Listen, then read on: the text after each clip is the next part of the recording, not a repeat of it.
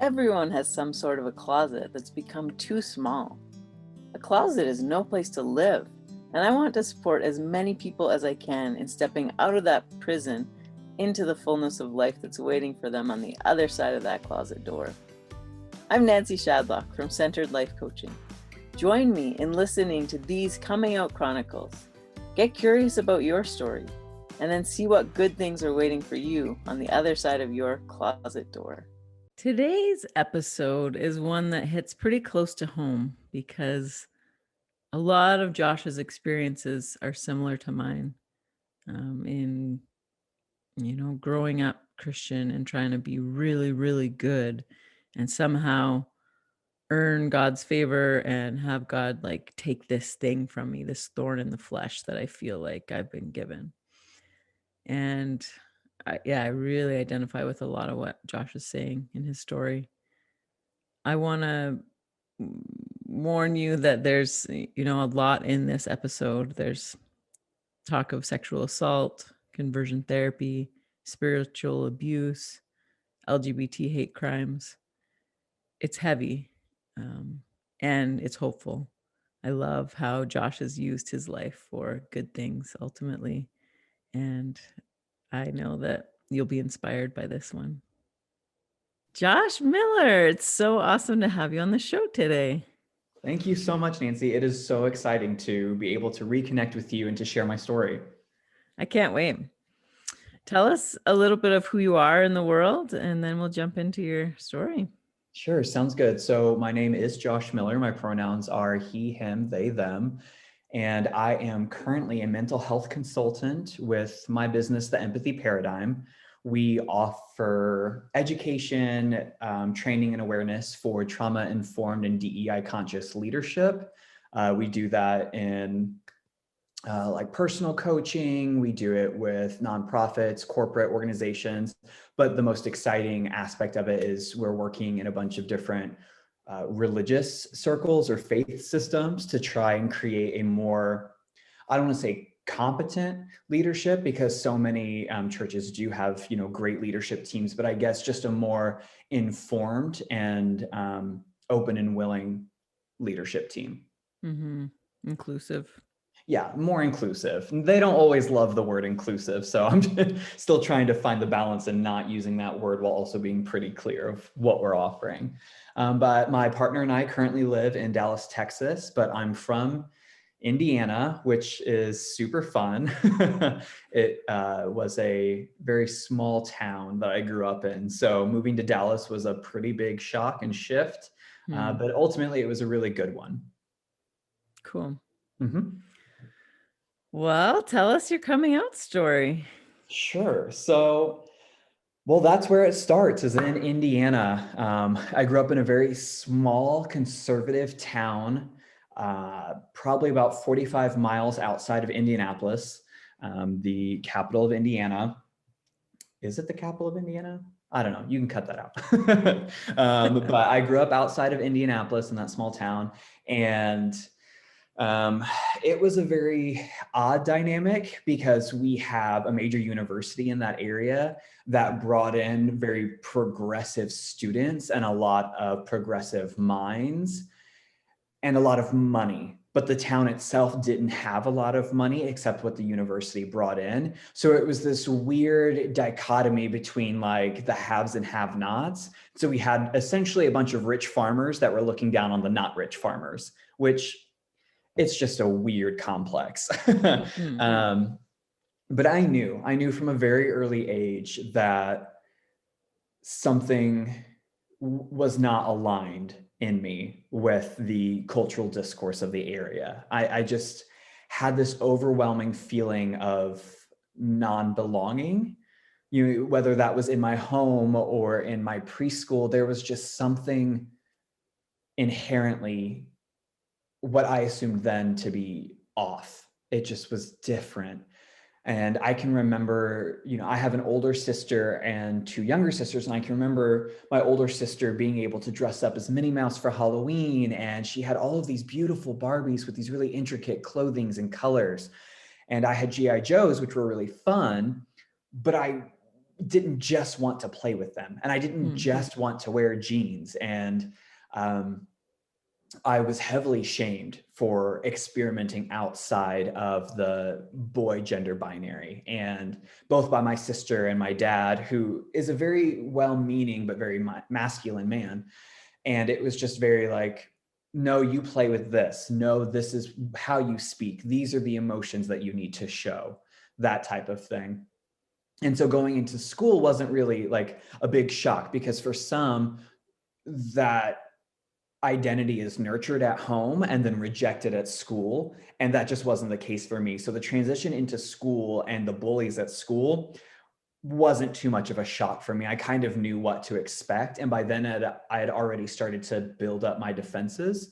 And if I want to pass as a cisgendered heterosexual man, I can. And so that's what I did. So for a majority of my school career, it was just very straight passing, non-assuming. I became a chameleon of sorts that really just blended in whenever he had to. And I was friends with most everyone, but like very surface level friendship. I didn't have a lot of close friends, because you can't really have close relationships when there's parts of yourself that are completely walled off. And when I was about 9 or 10, I had my first exposure to evangelical Christianity. My grandma went to church and started getting very involved, and then my mom did, and she brought us as kids. And that was kind of my first steps into the indoctrination of religion in general, of Christianity. And it was a place where I thought I could find belonging, and I thought I could find the unconditional love and acceptance that I had been craving since I was little. And it wasn't until much later that I realized I wasn't looking for love and acceptance of who I truly am. I was looking for the love and acceptance of who I was pretending to be, which is very odd. It's a very weird place to be in, because it's like this, it's self-defeating, right? Like I'm not gonna. So I became the best little boy in the world, the best Christian. I was heavily involved in youth group. I learned an instrument just so I could be on the worship team. I was a prayer leader. I did every play possible. I was just hyper involved, because I thought maybe if I can prove myself worthy, God will take this away from me and I won't be sick anymore.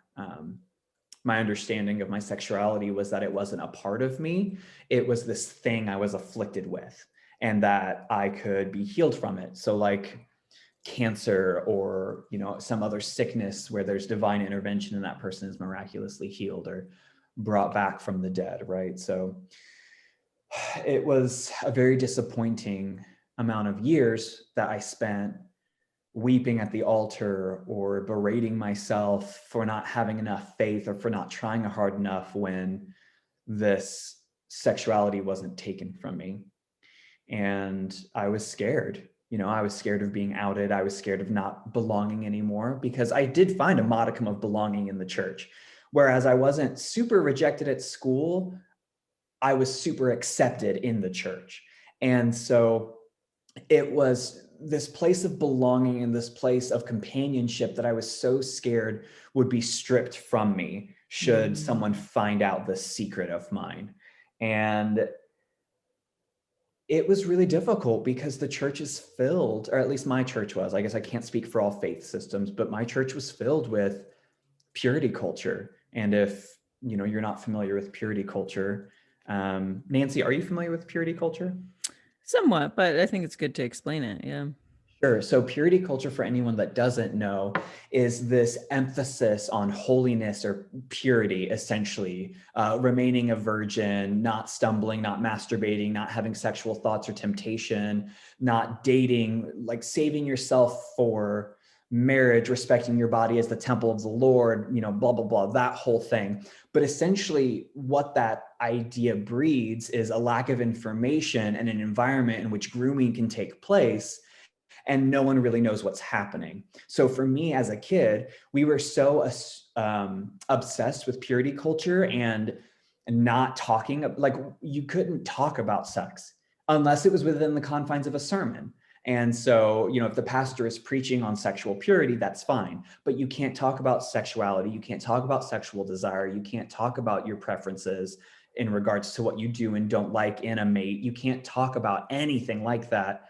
And so it's just this weird isolating zone where kids and adults alike can be taken advantage of because they don't understand what it means to have consent. They don't understand what it means to safely explore your sexuality.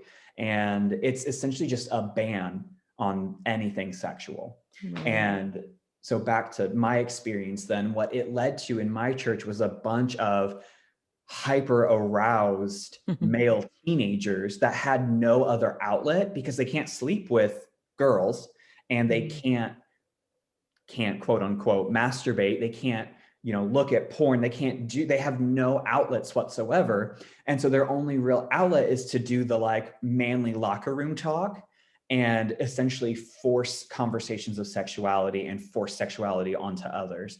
And so I can remember a lot of retreats, whether or not that was like a youth retreat or at camp or something like that, where I'm 12 years old and trying to figure myself out. And there's all of these older boys that are like just walking around naked and like making a bunch of really raunchy sexual jokes and creating this normalized environment of sexual secrecy and like making it okay that, yeah, I was gay and yeah, now I like the male body. But at that point, I had no control over being exposed to other men or being exposed to their bodies. And there was just a real lack of consent because no one taught us that we could say no, or that I could be uncomfortable when an 18-year-old student came out of the bathroom naked and was like making jokes about his body and like swinging himself around and stuff. Like I didn't know that.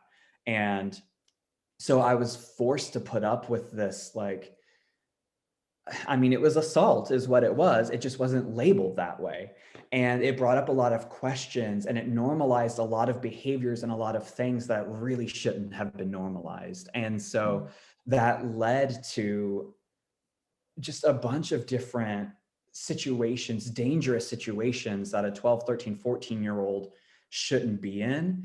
And because I had been groomed in sexual secrecy and purity, and I didn't understand what some of these situations meant, I didn't know how to back out of sexual like experiences with some of these older boys. And I don't know how any of them identify. I don't know if they're now gay. I don't know if some of them are now married and that was just like the outlet in which they had to express their sexuality. I don't really know. But the point is that this really toxic environment within not just my church, but within a lot of churches was created because I wasn't allowed to talk about my sexuality and I wasn't allowed to explore what I liked, and I wasn't being taught what was acceptable and what wasn't acceptable. And it caused so much damage. It scared me and it felt wrong on a very like basic level. And I began to associate that with just my sexuality in general. And so it wasn't their behavior that was wrong to me. It was my interest in their bodies that felt wrong to me as a result. Does that make sense, Nancy? Mm-hmm. Yeah. And so I began to associate being gay with abuse. And so that is what I then began to allow in my life because that is what was normalized as a relationship to me. And so to me, exploration of sexuality, exploration of sexual preferences, and exploration of identity became synonymous with no consent. It became synonymous with grooming. It became synonymous with just abusive behavior. And that was really terrifying for me. And that led me to seeking out a conversion, quote unquote, therapist. He was not a therapist. He was just a faith leader. And I went to him and said, at the time it was Christianese. So if anyone is familiar with the term same-sex attraction or SSA, that's like the Christian way of saying, you gay, bro. So I went to him and I said, like, this is something that I'm struggling with, and I can't do it on my own, because no matter what I've done, I'm not healed of this, and I want to be. And instead of being a true leader, this person said, sure, I can help you with this. We can do this. And what that started was a period of 6 to 8 months of just extreme verbal and emotional abuse. It was a deconstruction of my identity, in that I'm fairly certain the intent was to associate homosexuality with terrible things. And so I wouldn't want to be a part of that. So essentially just like classical conditioning, like, you reach for something and you get shocked, you eventually don't have any desire to reach for it anymore. And it was kind of the same concept. And so it was a lot of weaponizing scripture, a lot of making me write down horrible things and confessing things that he had no business knowing about. And I can remember specifically my breaking point was before a Wednesday night service. We met every week before services. So I would go through these horribly damaging moments, and then I'd have to go out and lead prayer and be happy with these like other students and like talk to my friends. And this one Wednesday night, the verse that he used was an Old Testament verse that relegates homosexuality to being an abomination before the Lord. I believe it's in Leviticus. And that word, abomination, just has such heavy baggage with it. And for some reason, it just hit me so much harder in that moment that I was an abomination before the Lord, that I was Frankenstein's monster, and that no matter how good I was in this world, I would always be rejected by this world. I would always be that monster. And I stood up for myself and I said, no, I'm not that. It doesn't matter who or what I'm attracted to. I am not an abomination. And this faith leader took that opportunity to double down on it. And I had to take a Sharpie, and on my chest, where no one would see it, he made me write abomination as a label on myself. And I had to wear that badge as a scarlet letter that no one else could see, but that we knew was there. And I had to wear it through the entire service. And I was broken. I was broken before, but I was not irreparably damaged until that moment. And that's when I knew that there was no way I could forgive God for doing this to me. There was no way I could ever forgive God for creating me the way that I am and then telling me I'm damaged and that I'm an abomination. And I couldn't forgive him for inspiring this divine word that was being taught to me. There was just so much anger and rage in me, and I didn't quite know what to do with it. And I let it consume me to the point where that's all I knew. I could pretend to be happy. I was really good at being that chameleon, right? I was really good at pretending to be happy and loving and accepting, but rage taught me how to exist and how to protect myself. And I built an identity around rage and injustice and unforgiveness.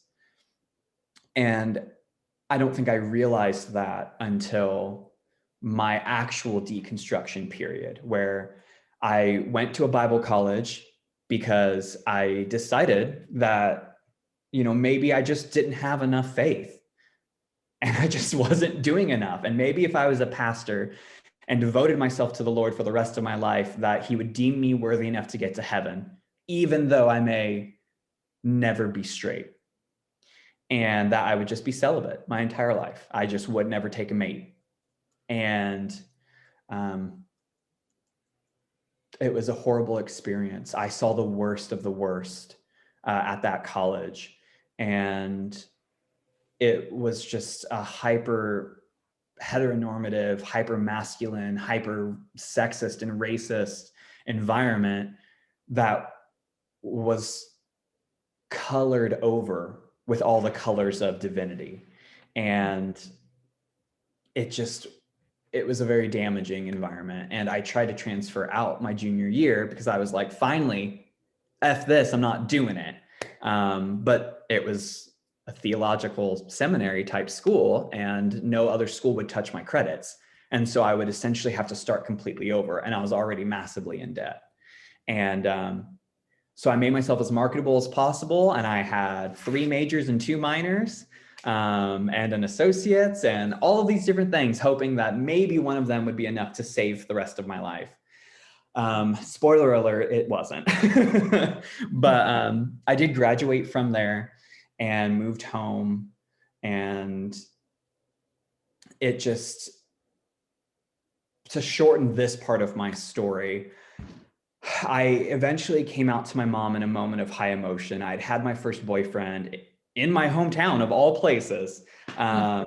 And we had broken up. We had dated and broken up in secret in a 9-month or 10-month period. And I was just hurting. I had no one. I couldn't confide in anyone about this relationship that I had and that this love. For the first time in my life, my heart had been broken, and I had no support. I had no one.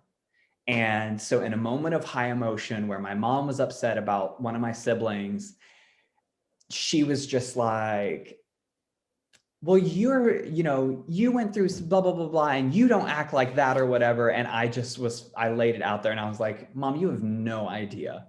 You have no idea who I am or what I've been through. And this comparison isn't going to work. And maybe one day we can talk about it, but it's not going to be today. And my mom said, yes, it is. And I was like, all right, you asked for it. And I did her a disservice. I did. I dumped a lot of things on her that would be hard for a mother to hear, about abuse, about drug use, about just a lot of things came up in that moment that I had to get out of my system. And it really hurt her. And so in the moment, she reacted incorrectly. She reacted as a scared human mom who grew up in a heteronormative world and said, that's too much, you have to leave.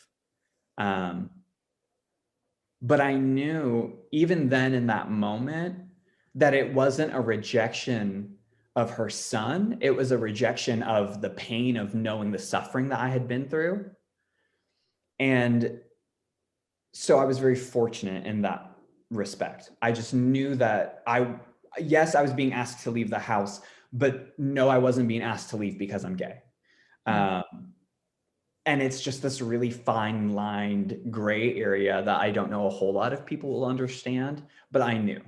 And so I left for that night, and my mom ended up calling me and begging me to come home and saying she was like, sorry for asking me to leave. And, she just needed a moment. And she ended up asking me to not tell the rest of my family because she didn't think they would be able to handle it.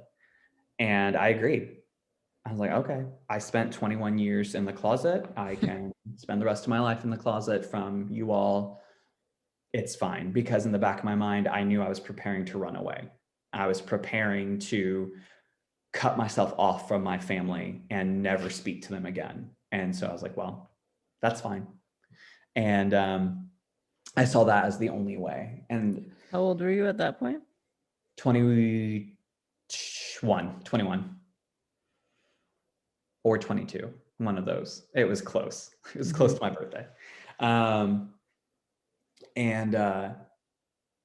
Yeah, so I ended up moving back to Missouri where I went to school because the school that I went to consolidated with a university and lost track of several students. And so even though I had my degree in my hand, they said, you never graduated. Like we don't have record of you completing a semester.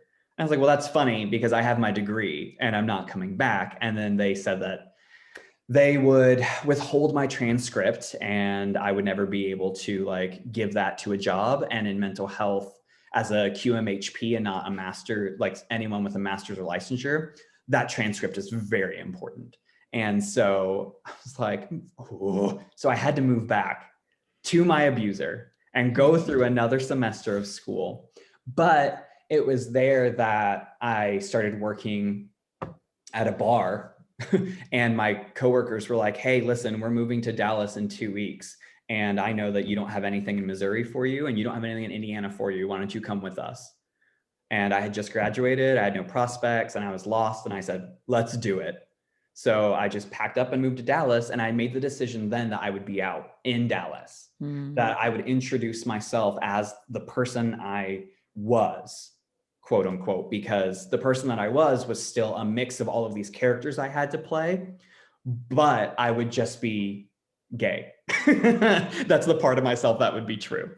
And so when I moved to Dallas, I was out to the people I met here, but I was still very secretive. I didn't add anyone on Facebook. I didn't, let anyone into that part of my life. And I was experimenting with coming out more. And I was thinking about it more and more and more. What am I going to do? Like, am I actually going to cut off my family? And I decided, no, I wasn't going to cut off my family. And on a trip home, I ended up coming out to my dad. And another spur of the moment thing where I was like, Dad, let's go to lunch. Like, we got to just go. You're my dad. We need to just talk about this because, baby, I'm living in Dallas and I just need my family to be a part of it. And so he was so chill. He was so just like, okay, I'm so sorry. You felt like you couldn't tell me. And I'm sorry that you don't feel like I'm proud of you because I am. And I know that you told me that your mom said you'll never be able to bring your partner home, but I'll talk to her about that because that's not how it's going to be. And it was just so weird to finally have an advocate, like in my own family. Wow. It just was such a bizarre moment and a bizarre feeling. And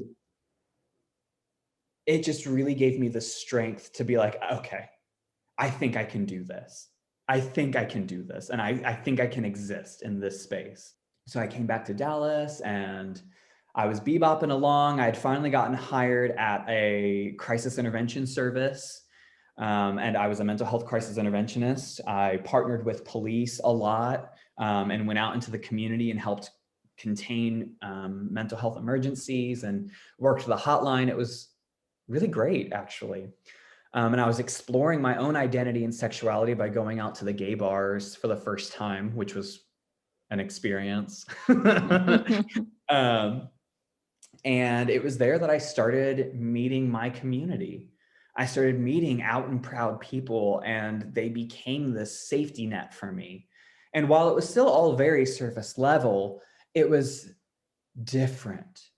It was just so, I don't know. It's like, if you've ever been underwater for just like a second too long and your lungs are burning and you're like, oh my God, I'm going to drown. And then you get up and you take that deep breath and you're like, and your lungs still really hurt, but it's like, it's a real breath of air. That's what it was like, there was still pain there. My lungs were still hurting and my body was still like, you're drowning, but I was breathing for the first time. And man, that feeling, I'll never forget it. And I was going on dates with people and dating, and there was a string of attacks outside of the gay neighborhood. People were assaulting gay men that were walking home from the bars. And it wasn't like a huge deal. We were all upset about it in the community, but it wasn't an issue for any of us. We were still going out. And I went out with someone and we were walking to our car at like 2 or 2:30 a.m.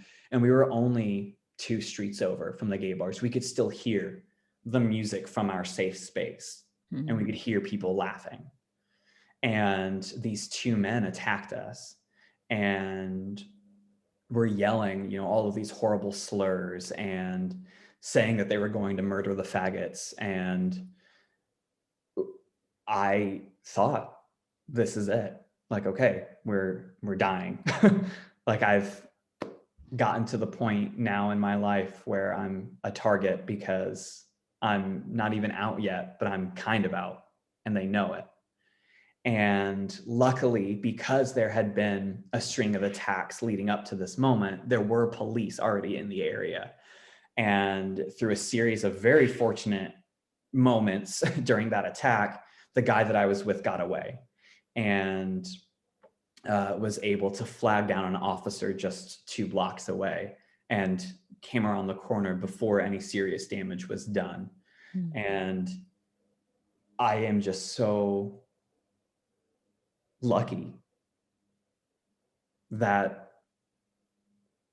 there was an officer nearby and that it was an officer that cared enough, because that's not always the case. Yeah. Hate crimes don't really matter to a lot of people. And it feels so weird to say that I'm lucky when I was assaulted outside of my safe space, the place that straight people have designated for me to go to. It wasn't enough. I'm not even safe there. And it was a shock to my system. And I made the decision to just never come out. And I wasn't going to date. I wasn't going to go back to the gay bars. I wasn't going to ever be me because I couldn't even exist in my safe space without being hurt. And about a year later, a little less than a year later, in June of 2016, the Pulse nightclub shootings happened in Orlando. And if you or any of your listeners aren't familiar with that, the Pulse nightclub was a gay nightclub in Orlando that had like Hispanic nights and Latinx nights, and gunmen went in and opened fire. And it was so horrifying for our community, and it was horrifying for my group of friends because we lost someone very dear to us in that shooting. And it was just another layer of confirmation that we're not wanted in this world. And that it didn't matter where we were. It didn't matter how safe we were being or how beautiful we are as people. He was so beautiful. He was so giving and loving and dedicated his life to helping others and to showing them that you can be free in being yourself. And it didn't matter. None of that mattered to this person who went in and took his life. All that mattered was that he was at a gay bar. And I thought that was the end of my life in that moment, as I knew it, that I just didn't want to be around. I didn't want to exist in a world that didn't want me to exist any longer. And it was a very hard 3 or 4 days, a very dark period for me. And finally, a friend of mine reached out to me and she was like, hey, listen, I need you to come stay at my family's house for at least a few days. You need to be around people that love you. And that's us. So stay as long or as little as you want, but I need to have eyes on you for a little bit. And so I went over there and I just laid in her little brother's bed. Like, they just gave me his room for a little bit and I just like cried to myself, and she just sat on the edge of the bed with me. Didn't say anything, didn't do anything, just sat there and let me just exist with her nearby. And I had been online a little bit at that point, just looking at reactions in the community. And I was pretty involved in a gay community on Reddit, if you're familiar with that. If you aren't, it's a massive online community that is broken up into like different groups and categories and stuff. And there was a gay specific one. And I started seeing a bunch of people come out and post their coming out stories and like sharing screenshots of them coming out on Facebook or sending YouTube videos to family or having phone calls. And all of them were centered around this inspiring idea that we will not be terrorized into our own demise, essentially. We will not be expected to stay silent. Like, this is a moment for us to come together as a community in solidarity and say, no, we are not going back into hiding. We are not giving up ground. We are here and we are here to stay, and you will not silence us. And man, I can remember that moment. It was terrifying thinking about being out. It was so scary. As I was typing my Facebook message, my little D2D message to everyone in my life that was on Facebook saying, this is who I am. And you either love me or you hate me. Like, it's just how it's going to have to be. Like, I'm going to have to deal with it. And, you know, I came to find out that that's not how it was. They didn't just love me or hate me. There is a gray area there to navigate. There's a gray area of existence. There's a gray area of understanding people. And so I had a lot of people comment on that status in support, saying, good for you. Thanks for letting us know. Like, love you. You know, lots of supportive messages. I had a lot of private messages from hateful people, you know, but then there were a lot of just in between. A lot of just people that were like, I don't really know and I don't understand this moment for you, but like, hey, cool, I'm here with you. Like, all right. I'm like, I'm on board with you being alive, I guess. Like, I don't know. And that was really important to me, to recognize that it wasn't just a battle of people loving me or hating me, because I was so consumed with people loving me, with people accepting me, that I wasn't leaving room for this growth period where I can affect that change in their lives by simply just being me.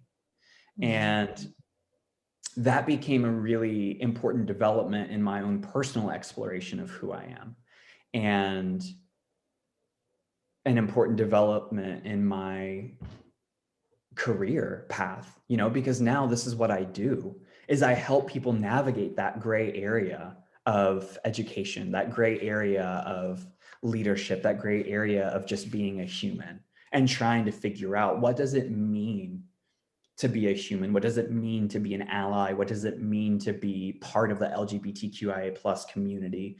What does this mean?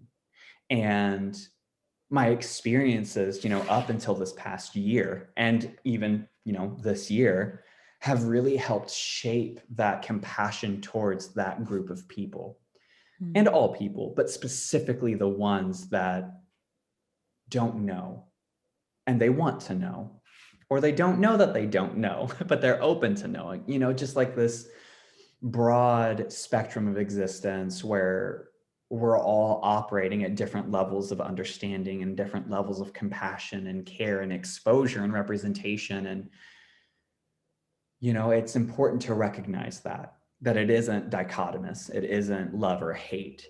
Like, it's okay to say, you know, like, I don't know. It's okay to be corrected. It's okay to learn. And,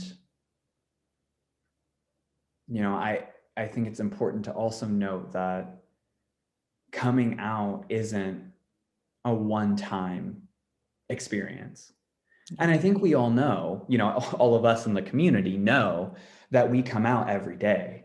You know, like, my brand is built on my identity. And so I come out to every client, and that's scary every time.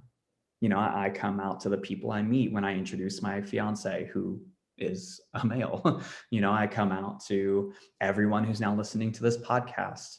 But I think if we can even zoom out a little bit further, we can see that coming out isn't just made up of these moments where we tell people this is who we are. You know, our coming out experience is a collection of moments over the course of our entire life that encompasses the good and the bad and the somewhere in between. it encompasses our personal journey of accepting ourselves and owning ourselves and creating the identity that we want. It encompasses the people who reject us at first and then come back later in life and say, I was wrong. It encompasses the ones that don't come back and say they were wrong. And it encompasses the ones that have been there all along. It's coming out is so much more than just the moment we decide to share that aspect of our identity. Coming out is, in fact, our life story. And it will continue to be our life story. And I think that that's important to recognize, because it takes the pressure off these conversations, and it takes the pressure off of ourselves when we're looking and comparing ourselves to other people. And you're like, well, my coming out story is so sad because I was rejected by my family, and that was it. It's like, okay, well, that was 20 years ago, right? Have you chosen family since then? Because you also came out to them. Like, at some point you came out to them, and now, this is also your family. And that's not to mitigate the pain that they've been through, but it's just to help reframe and conceptualize our lives in just a different way. I don't want to say it's more positive or, versus negative or anything, but just in a different way that may be less of a burden to think about or less of a burden to talk about, Mm-hmm. Wow. Yeah. What an incredible journey you've been on. Yes, that is true. Yeah, I really appreciate the opportunity to share it, because there is power in storytelling. I don't know that I would be alive if it wasn't for other people sharing their coming out story in that moment, through their fear, through their grief, taking a moment to just allow others to see them as they are. And so platforms and moments like this are life-changing and are life-saving. And I don't take that for granted. I'm very humbled, that I've had this opportunity. Yeah, I know that your story will resonate with so many, because you are definitely not the first queer pastor that I've met. There are so many people that have really tried to live this devout life, surrender themselves to God fully, in hopes, I think, of that healing. And that, I always remember thinking about Paul with the thorn in the flesh, and this is the thorn in the flesh that we've been given, and we need to just embrace it and move on. Yeah, exactly that. And a lot of people ask, well, where are you at in your faith journey now? And I'm not on a faith journey anymore. It took a lot of work and a lot of therapy, but what I ended up coming to the conclusion of, and I think this is true for a lot of us, is that I never actually believed in God. I wanted to believe in hope. I wanted to have the hope that I wasn't damaged from birth. I needed to believe that one person, just one out there, wanted me, and they knew exactly who I was, secrets and all. They knew, and they still wanted me. And when I came to the point where I wanted me, and I loved me, and I wanted to commit to myself, I didn't need that anymore. And I replaced God in my life with myself. And I began to worship at the altar of my identity. And, that may not be true for a lot of us, because there are still a lot of faith-based Christians, faith-based Christian gay people, or, a lot of people in the LGBT community that adhere to some faith system, But for me, it ended with that moment where I was like, I don't need to believe in this, because I believe in myself and I love myself. It can be a really disempowering thing, like putting your power out there to some other thing. And like, yeah, and similarly, until I realized the divine is in me, I am the divine, things started to really change. Exactly that. Yeah, exactly that. There's in mental health, we talk about an internal and external locus of control. And when the locus of control, when we have control, we feel empowered and we have these, moments of understanding and reconciliation. And we have all of these just experiences that are positive because we are in control of them. But when we consistently have an external locus of control where things are happening to us, well, that's where a lot of some of those more damaging behaviors and damaging thought processes come from, is because I don't have any control over my life. What's going to happen has been preordained, or what's going to happen is God's will, and like X, Y, and Z. And there's a real lack of self-esteem and self-efficacy because we don't feel like we have any power over what we do and don't do in our life, or who we are really. And yeah, there is such power in creating that divine sense of self, you might say. The other thing you mentioned in your story that I think is worth touching on is that this thought that I think a lot of people hold, I used to even hold, is that people become gay because of being hurt in the past and because of sexual abuse. And so like you touched on some of that in your story, but talk to us now about your view of that. Yeah, I'd love to. That was actually a big sticking point for some of my friends when I was like, hey, this is who I am. A lot of them would be like, oh, you were abused. That makes sense. That's why you're gay, because there's still this stigma with homosexuality that it's a deviation of the norm. It's a deviation from heterosexuality. And so there had to have been a cause for it. We're obsessed with finding out why there are gay people instead of just being like, there are gay people, And so for me, that's why I set the stage by saying I've known since my first memories were of rejecting boy as a gender binary. And, my first experiences with my sexuality as a kid in elementary school was attraction or just an inclination towards males and male bodies. And yet that existed before the abuse and it existed after the abuse. What changed was my understanding of the sexuality as a result of abuse. Like I mentioned, I knew that I was gay, but because of this ongoing pattern of damaging and problematic and harmful like relationships in direct relation to male bodies, that is what began to manifest in my mind as acceptable and as what it meant to be gay. It wasn't just, oh, I like male bodies. It was, okay, the message that was reaffirmed was that, okay, you like male bodies and, it's acceptable within the confines of forced exposure to male bodies. It's within the confines of abuse of a power dynamic where it's an older male playing on the like respect that a child has for them.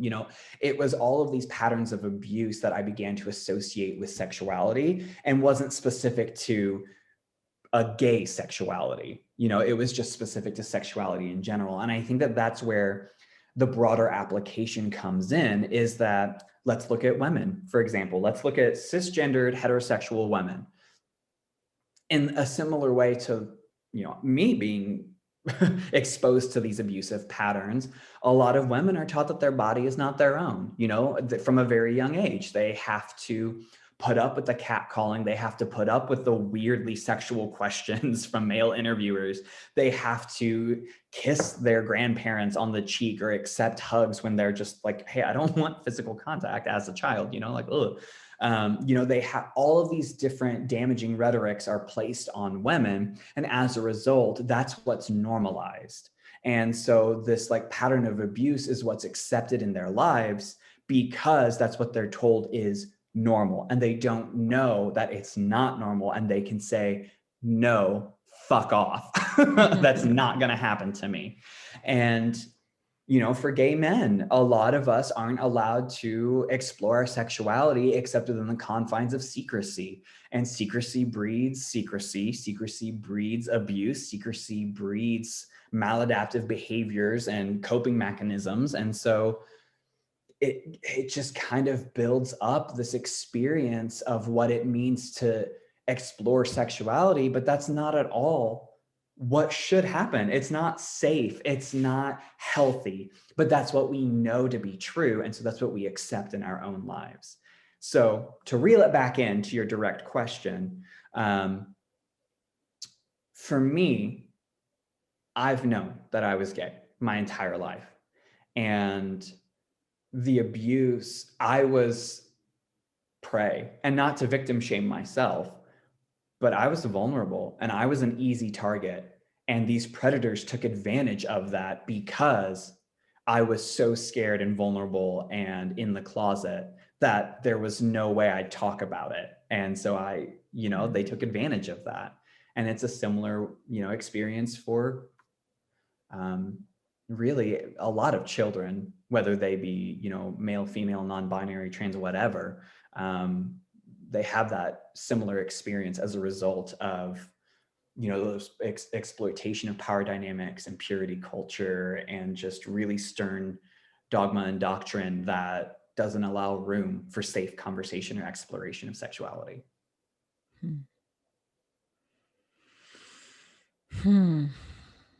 I want to hear how you've transformed this and how you're now using these experiences to help others. Yeah, thank you for asking that, because that's one of my favorite things to talk about. So as I mentioned, being in mental health consulting, it's been so life-changing for me.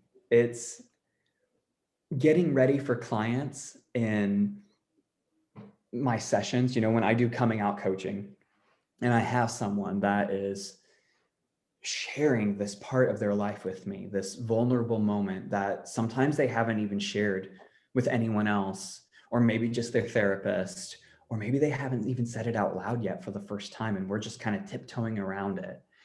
Being able to join someone in these moments is the closest thing to a spiritual experience I think I'll ever have. That is what my church is now, is having these moments of connection, this universal belonging where we can come together and just sit with one another and be like, hey, we're here together. We're in this moment, and what you're saying, what you're experiencing, what you're seeing, hearing, feeling, I'm receiving it. And, I act in whatever capacity they need, because not everyone, you're a coming out coach. Not everyone needs the same thing. Not everyone needs that direct affirmation. Not everyone needs the guidance. Some people just want a space to talk about it. It's just such a privilege and an honor to be trusted with people's moments. And, I don't know that I would have been set on this path without my past. I like to believe that, I've always just been this caring and, compassionate person that wants to see the best for people, but that's not true. I was a terrible person for a long time because I was, quote unquote, a straight white man, that was exercising and flexing his privilege wherever I could as a defense mechanism, and then going through my journey and seeing these pain points for myself really opened up my eyes to the pain of others, and really opened up my eyes to, okay, this is who and what I needed at these stages. How do I now become that person for other people? And not everyone has that capacity. Not everyone is a doer. Not everyone is a healer. There are people that take that pain and use it in other ways. Some put it into research capacity. Some put it into feet on the ground advocacy work, where they are starting or working with nonprofits. And you know what? Some people just do it in their day-to-day lives where they're creating a safe environment for their children, or where they're creating a safe environment for their friends. And, you know, I recognize that and I validate that and I appreciate that in others. But for me, I'm a doer and I'm a generator and I'm a leader. And so I channeled those experiences into ongoing education. You know, I can't afford to go back to school. I'm still massively in debt from that Bible college that was a mistake. But I can spend little bits and go through certifications, and I can audit courses where I'm just getting this information. And so I'm like accumulating certifications, you know, of like human rights defender and gender intersectionality educator and things like that. And, you know, putting that to work as a coach and as an instructor and an advocate and an ally, and going into these spaces that are saying, hey, we really want to learn. And I'm like, hey, well, me too. Let's do this together. Here's what I know, and here's where you can continue learning. And I think the mental health background really helped with that. And I got interested in mental health because I was so damaged that I was like, listen, I got to understand myself, and I can't. So maybe if I can understand other people, that will help me understand myself.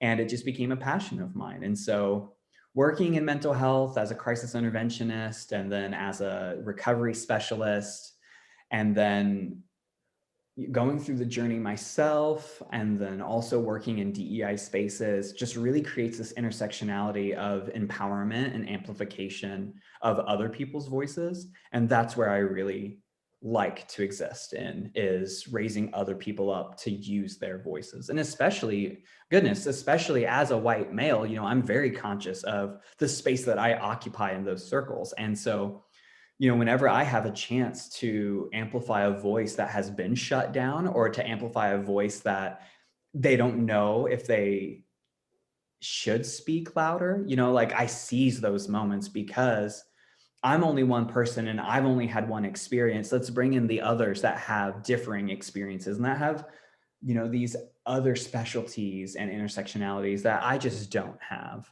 And that's a very circular and roundabout way of answering your question. But I mean, that's it. I'm using my experiences to empower my current career as a mental health consultant, and in exaggerating, empowering, and amplifying other voices around me in our community that deserve to be heard. Mm-hmm. That's awesome. Yeah. Thank you so much for what you do in the world. I'm happy to know you. Yeah. And thank you so much, Nancy. I'm so happy that we've made this connection. And again, this podcast, this moment is so important. And I am truly very, very humbled and grateful that you've allowed me this space to safely talk about my story and to possibly impact other lives as well. May it be so. Maybe. We'll see. Awesome. Thank you. Yeah, of course. Thank you. Thanks for listening to the Coming Out Chronicles. If you enjoyed it, give it a like. And if you think it would be helpful for someone else, please share it with them. If you'd like to connect with me, reach out on social. I'd love to support you on the next chapter of your coming out story. Until next time, this is Nancy Shadlock from Centered Life Coaching.